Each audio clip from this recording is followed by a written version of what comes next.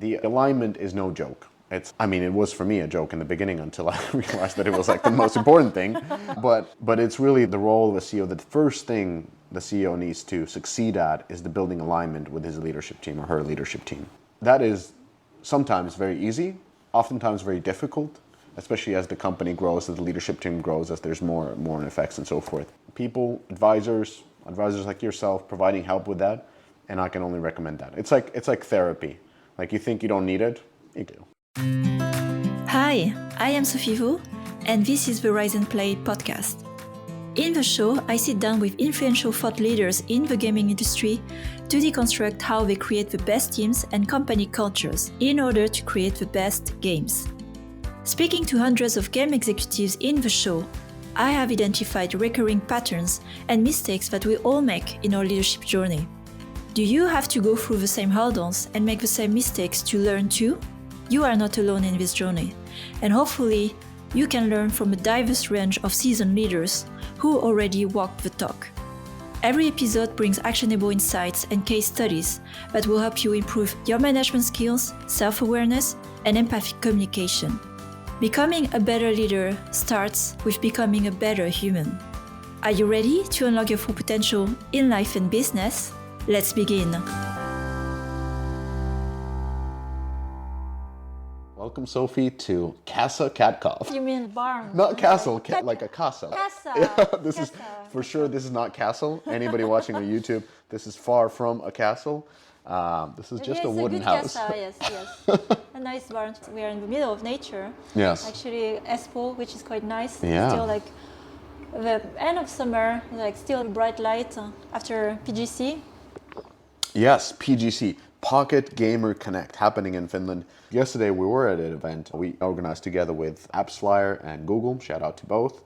A little bit of a mixer. You came in there, had some dinner afterwards, and all that jazz. How's your Pocket Gamer otherwise going? Very good. We were just debriefing about it. Like for me, it's always like nice to catch up with like the whole community. Like from my time in Finland, at Rovio before, and like everyone like from other organization and now building their own company or some going independent. Like you have a bit of everything. Some who have already tried one company which failed and trying maybe the second one. So for me, the joy I get out of it is the pleasure to catch up with friends because I consider it's very friendly, the community in Helsinki. It's interesting when you go to different events, and normally when I wake up the next morning, I think about, like, some sentences come to my mind. I don't know if others have this. I've never, maybe just how my brain is wired up. And this sort of a conversation or interaction came to my mind this morning, and I wanted to discuss it with you. So we were at the mixer, and then there was this one lady from Rovio. Shout out, you know who you are. She came in, just like many people do, and just have you probably noticed since the podcasting and everything, that people know you, they've listened to you, so the threshold of starting a conversation with you is very low because they feel like they've had many hours of interaction before this. So naturally, I've had what do you call it? Not unilateral, like one-way interaction with this person for a long time. So she came in and very nice person, said that she's really enjoyed the podcast. It has helped her as she's entered the gaming career, and that she's learning a lot and all that positive thing. And I was like, thank you so much, and all this stuff. She really wanted to learn more about our product, so I was able to introduce her to Maya Hoffrey. She moved to Finland to work at Supercell just a couple of weeks ago. I was like, Maya over there, maybe one of the best product people in the world. Just, being objective over here. Likes art, likes all that stuff, so you should meet up. Anyways, introduce them, they have a good time, they connect, they're gonna meet up and so forth. So this person is leaving, and she comes to me and says, hey, thanks for the introduction and all the conversations and so forth. I'm like, yeah, of course, like nothing. And then she's, okay, I thought that before meeting you, that you were arrogant. But you're really cool and nice person. I was like, okay, thank you. I've had this for better or worse, for a good part of a decade, where people have certain assumption of me and they perceive that I'm a certain way without ever having an interaction with me. But you're now getting into the stage of, through Rise and Play and through being more visible and through discussions, through posts on LinkedIn, which we use to promote our visibility of our content and so forth. So it's a marketing channel. So you're using that marketing channel, and now people are probably having different perceptions of you. People who have never had interactions with you never talked to you, never met you, but they think something of you because of the way you wrote or the type of content that you're covering. Am I accurate? Is this happening now more? A bit more, and so it's funny that we start with that because I'm going through the comments I've had when I started sometimes meeting again at conferences people. So one comment I had, you sound like the same on the podcast. I guess that's good. So yeah, you sound like the same. Oh, I feel I already know you. Yes. Before they start to talk to you. Oh, interesting. So those are the kind of cute, sweet comments where, of course, my intention when we speak here, I try to be as close as possible and even true to myself, to what I share and the way I share it, that I would share. Like, I feel like that's how, what kind of conversation we would talk, of course, with the awareness of a microphone right now.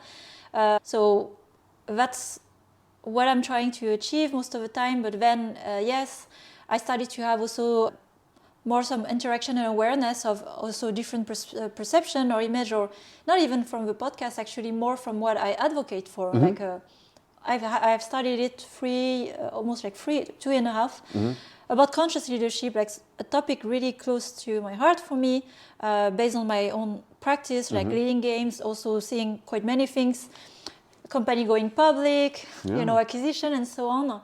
And when I have faced sometimes, in that case, it was a recent event a few weeks ago, an opinion about how not true it was, like a facade and even a fake identity. It really hurt me because this is something I'm really working hard on, and not for the image, but I really care about, and I have done the work for the people at least who have known me and worked with me. But it's like, what happened in that gap and between what I have done and like the way I'm perceived that happens. Back to your conversation, is there's a reality that, your image based on who is receiving will precede you based on their own experience and whatever they have had from their own experience, but someone who looks like you or talks like you and that maybe have done something bad. So it's something I'm becoming aware of, and also not to react, but just to receive and understand. And and sometimes is it worth engaging or not? So that's something as I start to rise with Rise and Play, just observing if there's some gap between, but I haven't face-to-face had experienced that. Oh, they never happen face-to-face. They always happen through other medium. What I'm curious is, what is so essentially what I'm talking about is a little bit of we could call it bullying through social media and so forth. I know you've had, now that the scale raises, the way what are we, 2 minutes in, 3 minutes in? I'm going to use an army example already. So this is the same one that I've keep telling me, and this is the one that I keep as a rule, is like what I was told by the captain. Shout out to that captain whose name I've already forgotten, but in officer school he said, it doesn't matter what you do, 20% will still not like you. It does not matter. And then as you bring more scale, from 10, 2 people don't like you, from 100, 20 people don't like you, from 1,000, you already got 200 people who don't like you. And so as you bring in the scale, out of those people who don't like you, there's always going to be assholes. And they're going to go on the next level, and you're going to get negative pushback. And this I know that what happened, those on Rise and Play Slack channel know as well. And we, of course, we're very encouraging words for you, but this is going to happen in the future because the scale keeps increasing, and through scale, there's going to be more assholes always. So what's your I know I'm asking you this because you're very self-observing and very much evolving type of a person, where something happens, you're a normal person, you get upset, you get anxious, you get sad, then you have to share that to everybody, and then you go back and you put a theory around it, and this is how I'm going to deal with this now, and that's not going to hurt me anymore. So I saw that process now go through, and what is the exit? What is that theory that the rest of us can use, basically? Yeah, so which is also, we have been working together, and you know how I've approached most of those problems. First is exactly, I like how you describe it. I went through the cycle, but then it's, I believe in system, because every day we are confronted to so many decisions to make, and that kind of decision that catch you by surprise when you don't have a good system, then you have to go really in thousands of questions to even know what to do in the moment. So I took a bullying experience online to really reflect what is the system I will use for decision making for myself. So first, like checking in, like first step, okay, how do I feel about that message? Is there something that I believe that is true, and why is it hurting me? So because there's always something to learn about yourself, whether it's true or not. Like, why is it touching you? And I can say here for that example of bullying where it was like really touching on imposture, basically. Imposter syndrome. Yeah, you're not what you say you are, you know? Oh, that's a big one. Yeah, and this is such a very strong identity part of me, because of course. I grew up in a certain way. We talked about that. Yeah. Parents, immigrants, you know, like building your own wealth by working really hard. And also growing up in a very conservative way, and I had through my journey to emancipate myself and find my own identity through several personal transformation. So then, of course, when somebody is questioning who I am, it goes back to the question, who am I as well? Who am I? Am I that Sophie that was 6 years old when it was raised that way, the one who moved to Berlin in 2014, the one who moved to Finland? I had so many stages, and it's a good reflection point for me, like, do I feel behind what I'm doing? So that was the moment of reflection, and if I have insecurity about it, why is that? So it built that more confidence, like, no, wait a minute, I have done those things, I have done those things in this way, and so on. It's like, it is true to me. Yeah. So first, I would say, gain from this when you receive an attack, whether personal or professional, it's a good point to reflect, do you believe in it or not, and why, and building your self-esteem through that.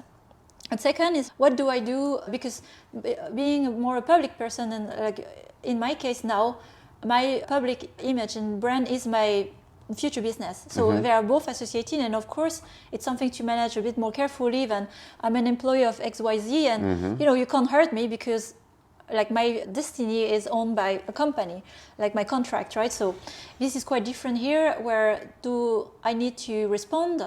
Do I need to not respond? Or if I decide to respond, how do I respond? And so I build a system for myself. Is like, who is in front? Who's saying? Is it a person that I need to respond to, has influence, a network, and that's maybe something needs to be corrected if it's a false statement, misunderstanding. So I always want to start from a point of misunderstanding. So I have like a tree of decision. First, do I engage or not? And if so, how? And before that, there's the evaluation is who? And like a whole risk assessment is like, what is it that I should say? And for me, I build also a framework of response to that. Always start with thank you. I know it's silly, but always start with thank you. Thanks for sharing your thoughts. Thanks. Again, like I stay true to my principle.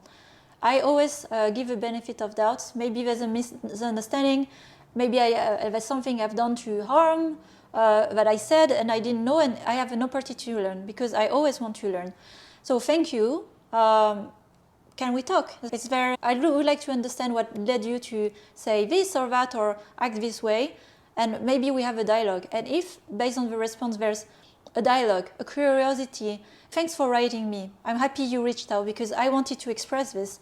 And then actually what I meant to say is, okay, we understand each other. And sometimes some conversation I've had more professionally, like in a workplace, actually we're creating bonds because that's where we overcame like kind of an uncomfortable state, like opinions, and then, we misunderstood each other and actually we connected even further. So I believe a lot in that approach, but it depends on the response. And when it's like doubling down on great that you wrote, or because you're, this or that, insulting, and without even asking a question, this is a sign for me to not engage further because there's no interest in learning and understanding, or even a dialogue. It's two ways. So here it's just keep insulting. So in that case, I thank the person as well, keeping my principles, and then wish the best and disengage. So that's my system. It will probably update as I have different, it's almost as the scale grows. But that's what I took away from it, and it gave me peace because I can be more prepared for the situation instead of being taken also by surprise. And what do I do? And I appreciated a lot. We have had more private conversation on the support, really, to like just what you shared, even like accepting this reality, as you grow. If you don't do something, I like that matters. And then also where you take a stand, because you take a stand in the world, otherwise you are a people pleaser and you say everything that everyone wants to hear, you will also displease others. That's inevitable. And that's also part of and to be okay with that, right? Yeah. When you are you, it's not, your you is not for everyone as well. I think for me, it was, this is a great process. So self-evaluation, that helps you to build self-esteem of who I really am. Then you go into an action, which is thank you for expressing what you, I mean, I wouldn't thank in those situations that we're talking about. That's an attack. You don't thank for attacker. But if somebody wants to engage in conversation, thank you. Let's either continue talking if you're willing. You're willing, opening that door. If the person is still not willing, then just close that door, and there's no point in trying to change somebody's opinion. And that is, like for me, what has always helped with is understanding that things are not as objective as we project. Meaning, if something has happened and you feel a certain way that something went against you, like something has happened to me many of times where I felt that person crossed the line and they did this and they did X. And so that is my memory of that. That is my perception of what has happened. That is not objectively what has happened. Never. And you don't know the intent. You might, even if I would go through the words, I can tell you, like in a context, I could take a set of words and tell you what has happened, and then it's up to you to interpret in what way the words were taken. What was the whole context of the situation? So the same thing goes with everything that we do, is that we have our perceptions of how things are done or what has happened, but that is only our side of the story. And that came to me, and I've interacted with some, good leaders, and sometimes they might reach out. Or you might reach out, hey, I've heard this. This is one and a half of the story. What's the other half of the story? Yeah. That's their start of the conversation. And they're not like reciting the certain things. And I'm like, oh, that's the type of a decision making. That's how I need to be thinking about every communication or every sort of a thing that is told to me. Yep. I was like, okay, interesting, great half side of the story. I want to hear the other side of the story. And sometimes I just don't want to hear even the half of it. but that's kind of a thinking is these are not facts, but I understand the emotional response because you're independent now, and that is something that is hurting you directly, and it's not hurting the company you're working at or so forth. Yeah. It's, and we will talk about it later, but it's you've done that for a while, but when you throw yourself out there to be standing on your two legs and not being hiding behind a company name, it's you being judged, evaluated, every part of you, right? So of course it's still I'm not sharing my personal life, so it's not a full me, but it's a part of professional me that is of course judged, and to be okay with that, and to be also okay that it's a certain part of me that is judged. It's not fully me. That's why going always back to who am I as a friend, who am I as a partner, who am I as somebody who has done other things that nobody knows publicly of. But that's how you keep your self-esteem. Remember, and if there's something that you truly feel sorry about and shameful about, being honest, and what can I do to correct this if there's something that you haven't closed, Sometimes I have had conflicts also, in the work, and it was a good moment for me to reflect. And this is a moment where I've made a mistake, and then I will not be in peace with it until I own it, and then I repair it with the person where misunderstanding or I went too far without knowing about it. And once you close this, then you are really sitting on the confidence, because you've done everything you could have to not have this little weak point, like fragile point that can hurt you if somebody mentions something about it. That's another point that you're raising. So we're talking broadly about, I don't want to go into details because I don't want to bring any light to this person that talked about it, or even in the media that was talked about. But what I want to is just to share your approach and perhaps my approach of dealing with negative talk, because that's what everybody deals in all their setups. And I think the first part, when you talk about the self-evaluation, I think that's really important, and that is the most difficult part, is owning up to, hey, there's most likely some truth in this. Let me understand what has gone on. And in our working experience and everything, I've always asked you, hey, Sophie, am I this? Am I that? And so when these situations happen, somebody calls me arrogant, I'm like, I feel pretty confident because, I have many mirrors, you being one of them. It's great. I understand that might be your perception, but I'm quite confident that's not, that doesn't faze me anymore, because I've had already conversations with the mirrors that I use that's not me. And great that your perception has changed. But I want to jump into another topic, which is really the kind of the meat of this. I want to quote Morten Mikkus. He's the CEO of HackerOne. Great dude. And He said this: if you're successful, you do whatever you like. If you're unsuccessful, you do what someone else likes. It's simple like that. And that is the type of a quote that I've written everywhere. And it's a very powerful quote of what success really is in the end. And I wanted to kind of like ask you, are you doing whatever you like right now? Well, that's why I decided, I guess, like over the summer to really reflect on, do I even love what I'm doing every day? I know it's very ambitious and it's not the reality, you know, as we are professional, we work with constraints, sometimes not always the partners that we chose because someone else has chosen another partner for us, all those realities. And I have to like, I'm like, you know, a deep thinker, you've known like how I worked, and I've been asking myself, how is the resource for me of even like the talent of what I have to offer in the gaming industry? And it's a lot of my energy, inspiration, creativity, even joy. I have a lot of joy. I love to work with joy, laughs, and we have moments of laughs. I think we all like to do that way. Yeah, and so I thought of the opposite. What are the things that don't give me joy? And when I had to remove some of those, I realized like, what if I can focus mostly, or if only, on the things that I truly enjoy, that brings me joy, but also where I can share that joy. And it came down to a few things where I was reflecting what were the moments where I felt the most fulfilled in my career and in a personal life. Like first, like working, connecting a group, and I have that multiple times, whether it's like building my team at Voodoo, working also with amazing live ops teams at different companies, and even like that moments when I was helping you as a team of co-founder at the beginning, like of our work together, and through some other work we've done later. That moment, like that burn moment, oh, I did not realize that, and that has really influenced how I perceive things and how I feel about myself.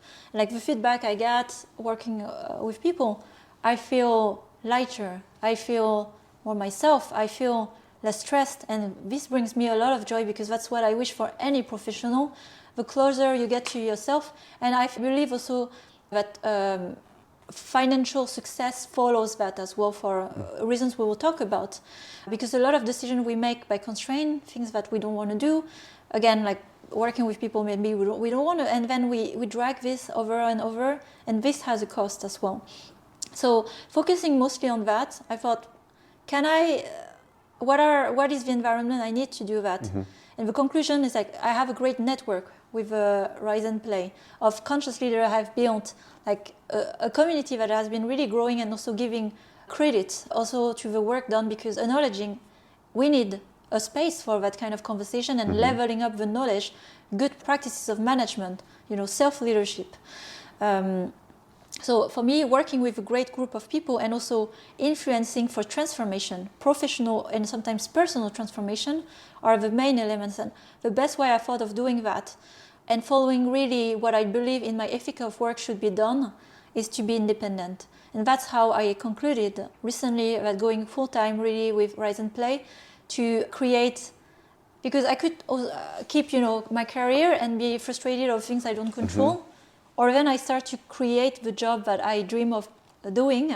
And back to your quote, like behind like the success, we talk a lot about financial success, but to me, success, can I be myself? And by being myself, where I can live, you know, survive, live well, like of it, but also influence and impact others to find their path. That's the most fulfilling like circle I can have, and that's why.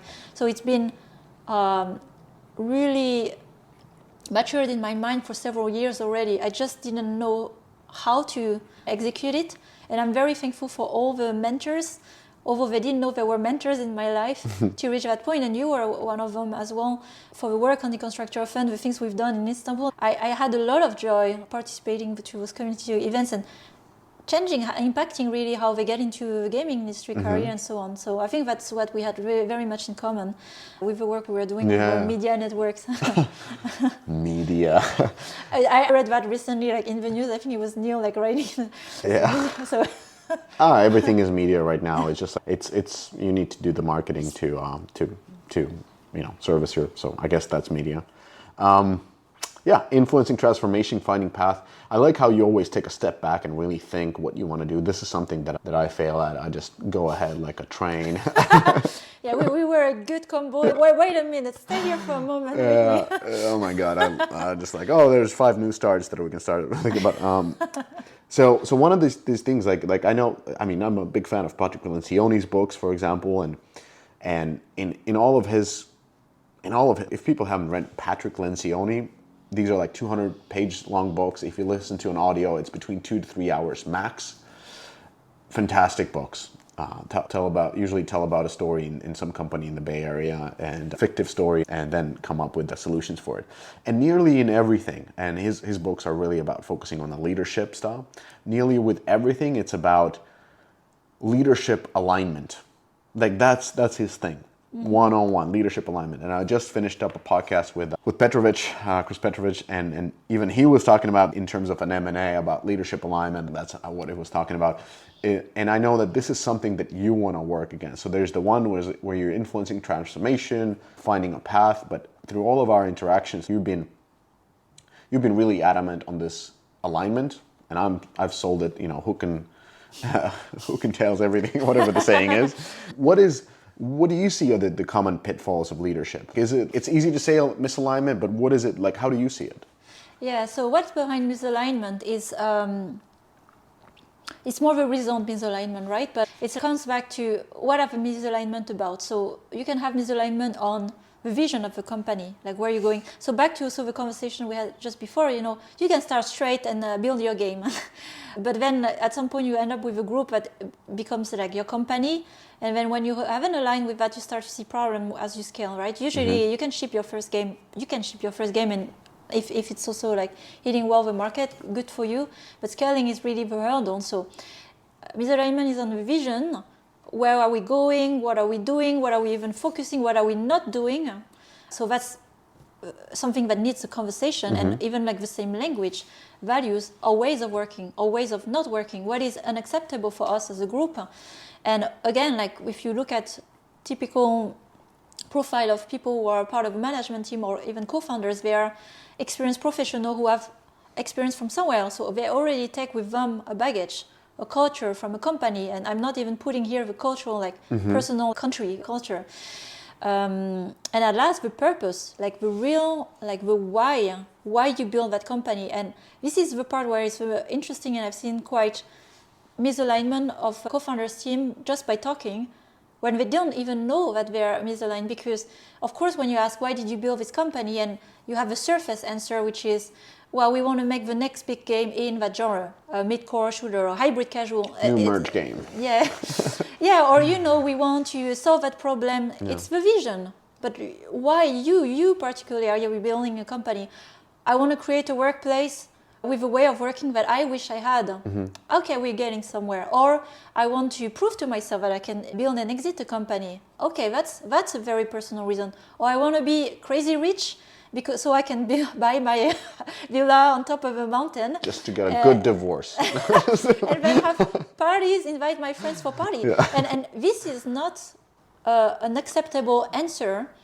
I could imagine in more official rooms when you talk to investors, but that's the real motivation that is most of the time in a co-founder team. And this is where, like when we had that workshop, I wanted to get really at the heart of it, just by talking to each of you, understanding where you were coming from. Although even you could not fully verbalize it, but over time I understood it, like really by the values of each of you, what was your real why, but it's not necessarily that you were aware of it. So this is where I think, and I also talk on this with funds, I think of it as an insurance policy. Like when you are investing in a team, you don't really know what you're investing in until especially for potential, right? The type of games they release, you know only the credential. X, Zynga, EA, Rovio, great on paper, a great, great group. But how can they work together? And I believe that there's a step that can happen in that facilitation, or just clearing it out, mapping out really what are the real motivation. And unfortunately, when those things are not fully aligned, so I think the most like misalignment is sometimes on the purpose, because those things become more visible. How much are we taking money? when, what kind of growth are we expecting, why, who are we selling to, why, when, and then like back to the example I gave, if one wants to exit because they want to retire early, or one wants to stay forever in the company and build the company of a dream, it's a conflict of interest of how you're selling and who you're selling to. And those things just multiply over time because all the decisions you make to scale your business and grow, and those are affected. And everyone, imagine a company, you are the equal share, which is also a structure I've seen, which I'm not sure if it should always be that way. So what are you talking about? A cap table where you start a company, let's say you and I start a company, we do 50-50. Or you and I and 3 others start a company, then we do 25-25, 20-20-10, or something like that. It's typical for European companies because we're socialists. It is not typical for others. Yes. The problem with that, when you have equal shares, then you have to agree. And at some point, what if you don't, it's very well, without getting in detail, this is another reality when you're not aligned. So for me, the cost of not being aligned, it's so high and it can kill your company at so many different stages. So this is where I see the pitfalls, like lack of awareness, and you can see those signals along the way. Maybe you don't realize those in the moment where we work together, or we discuss our vision and we put it on paper. No, it's something much deeper. And so there's a process. I'm not saying like I'm the only solution, but I do really want to help there at that step, because it's critical, like who you are picking as co-founders. It's not about who you're picking, but the kind of decision you make in the future, and even how you veto some decision when you have to. Who's doing that as well? Because if you're not aligned from the beginning, and it's okay to not have the same why, how do you get resolved when those critical moments when you need to sell, or to raise the next round? Yeah, there's a lot of good things that you talked about, not just the cap table, like the funds looking for the backgrounds. I think it has changed a little bit, and hopefully changing more. They don't do a lot of vetting of the core team. Usually the best vetting that fund can find is like, how have you worked before together as a team? And if they're coming in from Riot, all these 5 people and so forth, so that means they worked for 5 years, so there's not going to be most likely any kind of drama because they have been working day to day together, and that is basically the biggest securement. The silly one is like when you start building your ultimate deck, where you're like, this guy is from Riot, she's from Bungie, he's from Valve, the other, let's call him non-binary person, is from Supercell, and then they might look fantastic on paper. I've seen that so many times. Yeah, and then they go in and they get the round. They say like collective experience, this and that, and those tend to be the teams that are most misaligned because they don't have the reps together, but they have actually a very strong background individually, where they have a very strong vision of how things should be and how should it be done, and because they have an equal partnership or close to equal, then everybody has an equal voice inside the company, and if there is misalignment, that causes a lot of problems. So that's like what you're alluding, and I was trying to just give a very concrete example. Yes. But my kind of like a question from there is like, in practice, how do you plan to get alignment between those type of teams? Let's say you come in, there's a founding team of 5 people, they've scaled down to 10 people. There's EA person, there's Supercell person, there's Rovio person, there's Playtico person, and let's throw in another one. You name it. Yes. And now they're 10 and they're saying like, we're fine, everything is going hunky-dory, we're making our first product, but you're seeing cracks. Yeah. The fund sends you. Sophie has landed. Yeah, I see this more likely to happen with the encouragement of the fund, because usually what happens is, you think at an individual level as well, you don't have to change when everything looks fine. And it's like with health, it's fine, I can eat as much sugar as I want the rest of my life, or drink alcohol, and one day like, oh, okay, I have like cardiovascular disease, and then it's like too late to correct. It's the same idea here. Don't look at me. I'm looking at you because I'm talking to you. Yeah, I know. I'm not judging you. But so this is really hard to come from the company when they're founding. However, I hope this talk and with support of funds, because they have seen quite many, like a portfolio of hundreds of companies, and probably see the same patterns that I have seen. You have seen as well, also having gone through all the stages, is first awareness is because it's really hard to help when there's not a buy-in. So this is a very important point in the future, how I also work with partners. Do they, based on everything that is shared in the industry, do they understand how important or how critical, what is the cost if it's not working well, to really have that right from the beginning? And so it's important to have a commitment as well of a management team for that. And when as you come in, I'm not an external coach. I am not an external consultant who has observed game from the side. I've been in the shoes, at least on some operational executive role, also in game development. So I understand, some of the fears, some of the embarrassment you don't want to have when you start to even to admit, okay, we built something, but we don't really know what we're doing. Especially with men. This is my experience, just my, not my experience. Like even my objective experience as myself. Well, that's not objective. That's my personal experience and my objective experience of having about maybe there's like 16 investments by now. For male founders, the most difficult thing to admit is you're having people problems. It's fine. They're like, oh, the attribution, the unity is doing this, and KPI this, and dee-ba-da-ba-da, and legal documents, whatnot. But when you're having people problems, you can't get along with different people. Those are something that I've noticed from myself and from others, that they're very hard to discuss. And I've been able to just get there because if you haven't been a founder, if you haven't had these issues, it's even impossible to dig out. But having had my share of people problems and not being able to communicate correctly, doing all kinds of mistakes as a first-time CEO and a founder. Working with my co-founders, it's also easy to start off with my own mistakes. Listen, these are the mistakes that I've made as a communicator, as a leader of a leadership team. Are any of these things happening? And then that leads usually to really fruitful conversations where people win. But they never start with that. Yeah, so that's why I like to think of signals, because if people are aware already they have a trouble of communication, this is already a sign. And when you haven't really worked together, that's why it's a good security when you have worked together as a team, because you have a shared trust. Trust, and even a framework of communication to go directly through the real heart of conversation. Yeah.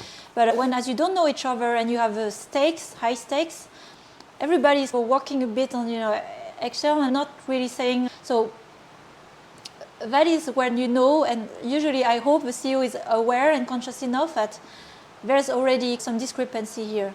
And the other signal is really when talking to employees, like we are 10 at a team, what are you doing? You ask several people in a row, independently. What is the game you're making? What are you trying to achieve? Answer A. And then you ask second person, answer B. And then when I have already 3-4 answers talking to 5 people, I have already an idea, they have a different picture of a game they're making. Why is that? So is this because a lack of alignment of the direction from the management, like the co-founders, or is it maybe miscommunication? It could be many different things, but already that is a signal. And the same applies for co-founders. When you take them separately and you ask, what are you building these days? What are you doing? What are your top priorities? What are your challenges with what we've done at our workshop? I've done that separately with each of you to even understand where you were individually. And I could understand, okay, we need to sit down together to align on this, because there's not the forum of conversation to really see the same priorities. Back to the equal voice. So when I hear different priorities of a company, we need to get this game out we need to hire first that person, it's different priorities, and already from people who are core of the co-founders. And why is it easier from someone external to do that? First, I have no stakes in the company. So you can tell me whatever you want and be honest, I'm not going to judge, but so it's in that sense a neutral conversation coming from me. And second is it's not. I rarely have seen in a group. Okay, let's sit together and let's ask ourselves that question. It's unnatural. So that's why you see sometimes in meetings like a producer, a moderator of conversation, because you're neutral, you're objective, and also there's a lot of things that you can see in the unsaid. When you look at the behavior and how people interact with each other, and that's what I've done at the beginning also working with you, I was making a bit of a discrete audit, and observing like the team as well, you and different, and then I gave you my diagnosis at the end. Is look, this is the situation I'm observing. Does that speak to you? Is it not? So now we have the sound of it. Yeah, now we have rain on the background. Yeah, It's yeah. nice. Recording in the rain, so. So like a meditative sound. Yeah. And so I want to be here as a mirror as well to help. I'm just going to deliver what I have seen. If that sounds true to you, I'm happy to help, but at least you have an external picture when you don't have the bias of everything's fine, we're good, we're having some good dinners. That's not saying much about how you are truly aligned as a team. And yeah, that's how I would start. I would like to start based on my own experience. Yeah. I wrote down in sort of like, what is the flow? Let me know if this is right. Of course, I've engaged in advisory projects over the years, but basically this is like your process of first awareness. So basically like getting the awareness, like do the people who you're here to help have the awareness that they need help? Because if they don't have the awareness, then you shouldn't even start. No, it's a lost battle. Yeah, and then second part is like getting commitment. It's like, this is what's going to happen, this is going to go forward. Are we all committed to this type of a process? So you're aligned with the founding team or the leadership team that this is the process that is going to be followed. It's not like something that they expected next week to be fixed. This is how I'm going to work. Is there clear? Got it. Then you go into basically gathering evidence, and that is evidence of observations. Gathering observations, not evidence, but observations of how the organization is functioning, finding all kinds of things that need to be improved or fixed. Then you talk to the, now that you have the view from the people of what are the problems, you go to the management and you ask them, hey, what are your priorities? And then you ask them individually so you can see how their priorities align together and compare how their priorities align with what the people in the trenches on the ground who are actually developing are seeing. Then you synthesize this information and provide a mirror to the leadership team of this is what you are. You're not aligned on your priorities, or you might be, but they're not aligned in what's happening on the ground. This is how they feel compared to how you feel things are. And then that gets into plan of action that is presented to the management team. It's like, this is how we're going to fix this. Do we agree on this plan of action? And if they say thumbs up or any modification, then you get to work. Yeah. And I would say the action plan is a bit the least important in the list because it's more really the awareness, and because I trust really co-founders, they have all the abilities to solve the problems. No, I've worked with too many founding teams.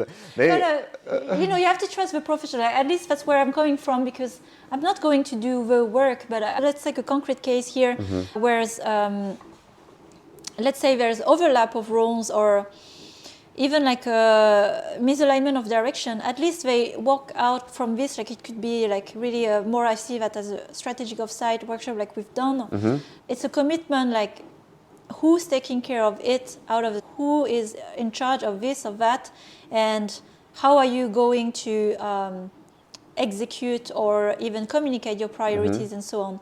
And I believe more in accompanied work, because it's not like a one-time fixer. It's, okay, great, and then we go back to your habits.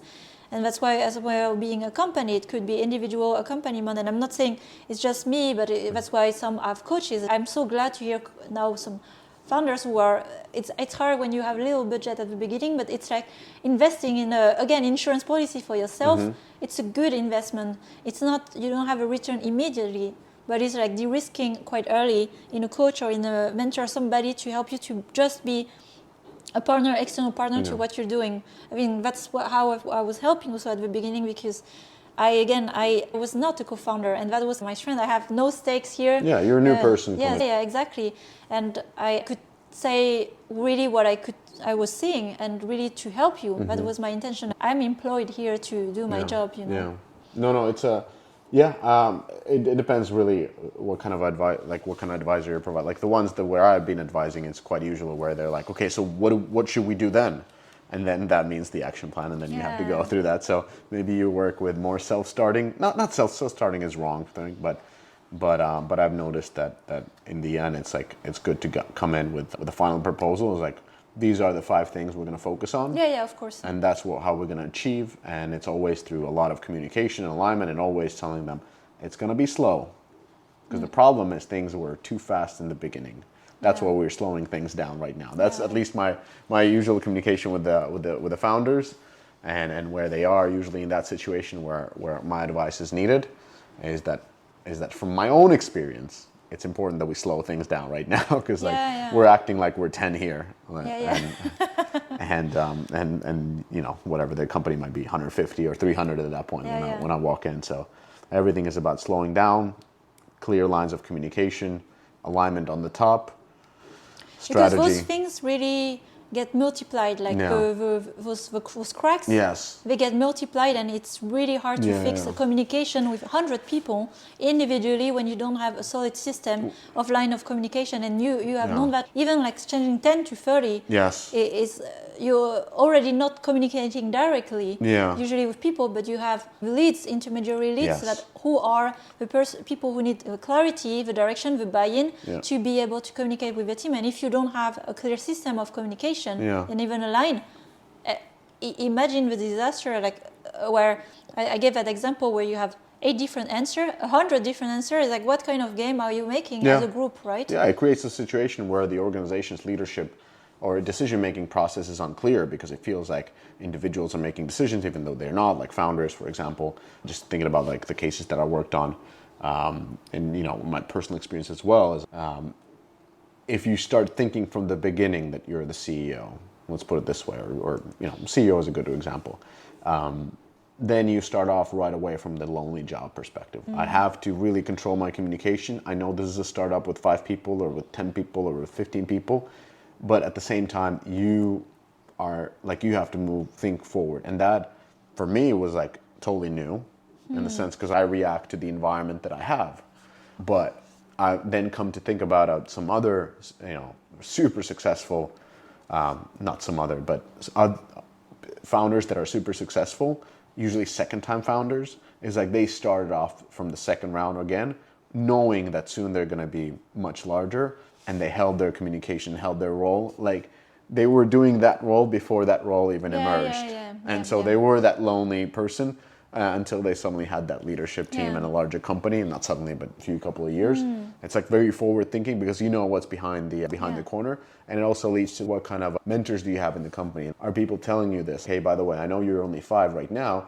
In a year, there's going to be 15, and you can be, and with the 15, you can still be the chatty cat or whatnot. You can be yourself, but then it's going to be a problem when you're 300. And we've talked to other CEOs that were talking about this thing where they had formed, the people who came in early, and we've been at the companies where people came in early, they have a special type of relationship with the founders that is weird to others who came in later. It's, what is this? You're on the same title level that I am, but you have a totally different type of access to leadership, and you're joking and having this, and it's a hidden power structure that will emerge if you don't take the lonely road from the beginning. It's a hard job. Let's not kid ourselves here. For the CEOs, it's not the glorious job at all. It's like you get a lot of the problems and the hate eventually. That's where I really want to help. And in the future, I'm really thinking of growing even a network of maybe other like people who could mentor and help, because it's such a lonely role. But you can't talk openly about not to an employee, and sometimes not to your co-founders. And you need support. You need support, because to make a clear decision. So that's really the challenging part. All right, I could talk for you forever, but you have a plane to catch. I can only say that if you're a founder CEO, you should come to Deconstructor Of Fun, all the alcohol tasting events, because there's only CEO and founders around you, and you can be yourself in this company. That's number 1. That's number 2. Number 1 is, I really enjoyed when you were joining us, is you did this workshop with the leadership team, and I remember I got so much out of it, or the whole leadership got so much out of it. I can only recommend studios to reach out to you and do these workshops with you. The alignment is no joke. It was for me a joke in the beginning until I realized that it was like the most important thing. But it's really the role of a CEO. The first thing the CEO needs to succeed at is the building alignment with his leadership team or her leadership team. And that is sometimes very easy, oftentimes very difficult, especially as the company grows, as the leadership team grows, as there's more effects and so forth. So there are people, advisors like yourself, providing help with that, and I can only recommend that. It's like therapy. Like, you think you don't need it, you do. I have a big secret. Everyone needs it. It's just like there's a majority of us who don't know that we do. Yeah. Exactly. It just makes you better. And so I'm really excited. I'm excited that you're crafting your role.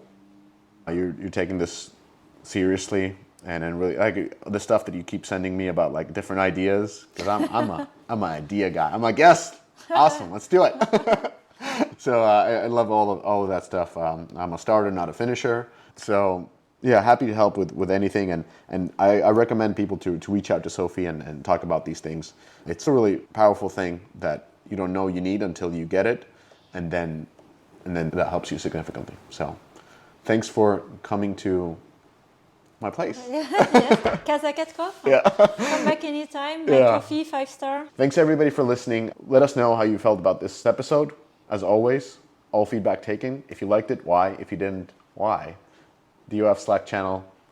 Rise and Play as well. Slack channel. Thanks everybody. Thank you. Boom. That's it. Thanks for listening to this latest episode of the Rise and Play podcast. I am growing a community of conscious leaders across the industry and beyond. If you want to join this movement, please share the podcast with other conscious leaders because we have so much more we can learn from each other. If you've enjoyed this episode, please follow and rate the show on Spotify or your other favorite podcast platform. It will help other growing leaders to discover the show and benefit from the valuable insights. If you would like to grow rapidly your leadership skills, you can find more insights on riseandplay.io, where you will also find my free masterclass on conscious leadership and other resources that I offer. Have a great week and remember to take care of yourself. Until the next time,